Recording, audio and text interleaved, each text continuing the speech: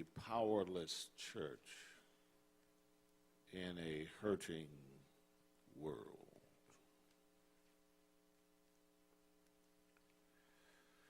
In the Markan account of this healing story, the chapter opens with the transfiguration story.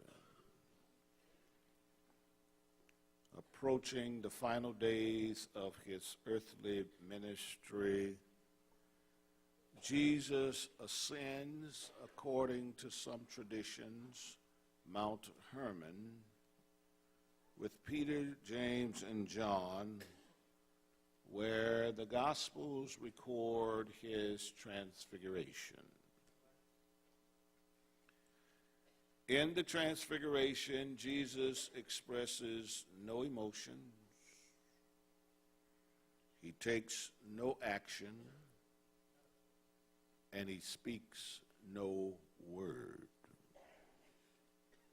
Rather, he appears in glory, the passive object of a metamorphosis that reveals his inner nature to his innermost circle of disciples.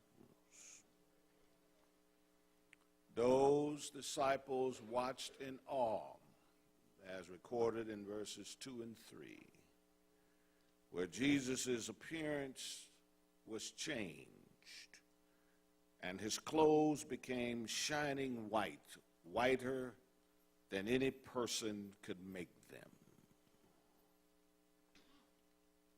Along with Jesus appeared Elijah, that great prophet of God who did not see physical death, but was taken up to heaven in a fiery chariot. Gathering without giving, gathering without serving, gathering without infleshing God's word in the world is nothing more than a self-deluding act and exercise of futility. See, the world doesn't care how much we know until it knows how much we care.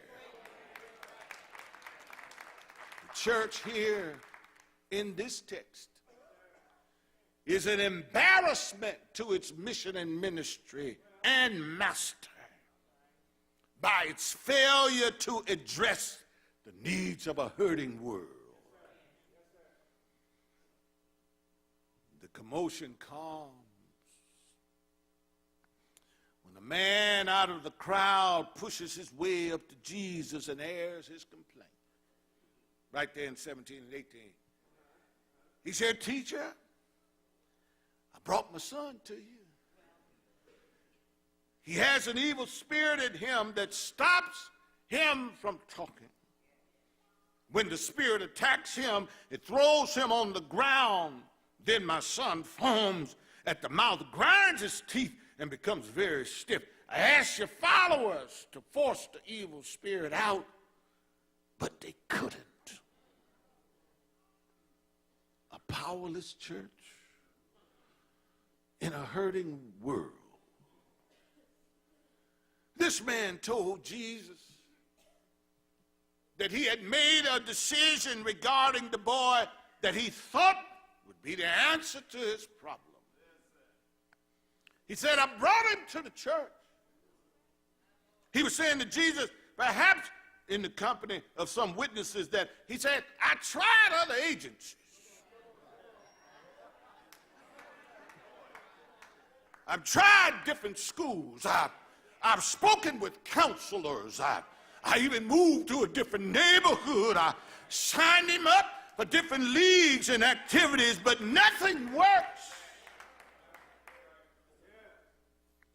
Nothing has worked for me, so I brought him to the church. I brought him to the church because I heard that the church has received some power.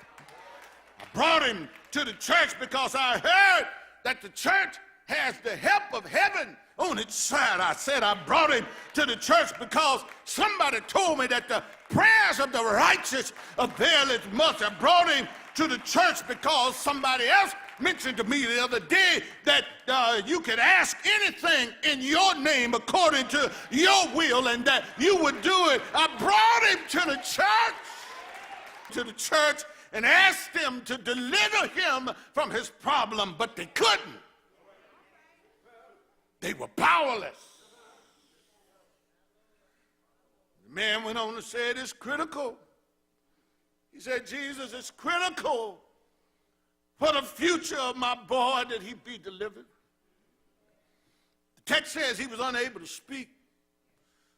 Jesus cast the spirit out. He called it a dumb spirit, meaning the boy couldn't speak or hear. And the condition dominated the boy's life. That spirit was depriving him of the power of speech. And this father knew that the boy needed this ability if he was to effectively communicate and be successful in life. But that was not the extent of the boy's condition.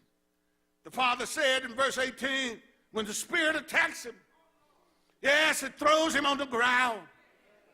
Then my son foams at the mouth.